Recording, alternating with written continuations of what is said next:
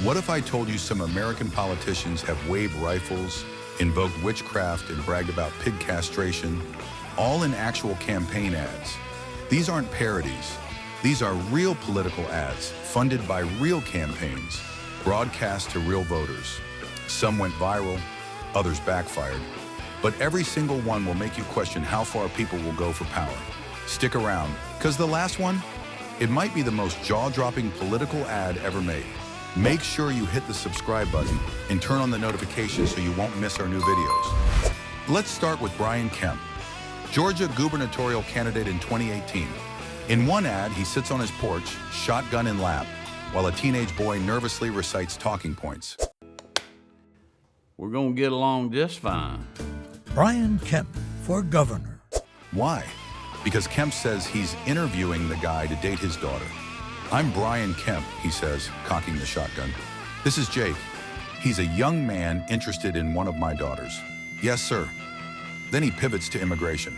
I got a big truck, just in case I need to round up criminal illegals myself. It aired on TV, sparked outrage, and racked up millions of views online. Supporters called it plain talk. Critics said it was a thinly veiled threat, but it worked. Kemp won. Next, meet Dale Peterson. 2010, he ran for Alabama Agriculture Commissioner. That's usually a quiet race, until Dale galloped into the spotlight.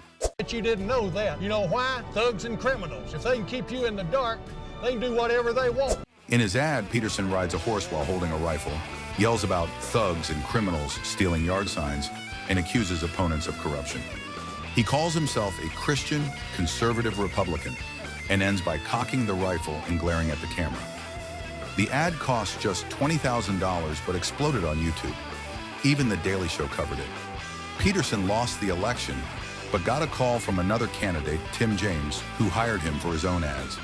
In the age of viral media, Peterson proved you don't need to win to make waves. You just need a gun, a horse, and righteous fury. Now let's talk about a man who didn't even make an ad, but became internet legend. Phil Davison, a Republican running for treasurer in Stark County, Ohio. I have been a Republican in times good, and I have been a Republican in times bad. In 2010, he gave a 4-minute nomination speech that felt more like a public exorcism. He screamed, he trembled, he declared, "I'm not a polished speaker, but I have passion." And boy, did he. Video of the speech was posted online. It spread like wildfire. Jimmy Kimmel called him the Metallica of local politics. Davison later said he regretted nothing. It was who he was. He lost the race. But the video lives on, a chaotic mix of sincerity, desperation, and pure meme energy. It's a reminder that in politics, how you speak can matter more than what you say. I'm not a witch. Then came Christine O'Donnell.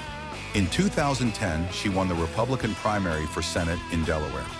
But soon, a TV interview resurfaced where she casually mentioned, "I dabbled into witchcraft." It became national news. To fight back, her campaign released a sleek, soft-spoken ad. It begins with her saying, "I'm not a witch." She pauses, "I'm you." It was meant to humanize her, but instead it made things worse. Late-night comedians had a field day. Saturday Night Live parodied it. The phrase became a punchline. O'Donnell tried to shift focus to her policies, but the damage was done. She lost the election by a wide margin. The ad is now studied in political science classes as a perfect example of how not to handle a scandal. Sometimes denying a label just makes it stick harder. And now the most surreal one of all. In 2014, Joni Ernst ran for U.S. Senate in Iowa.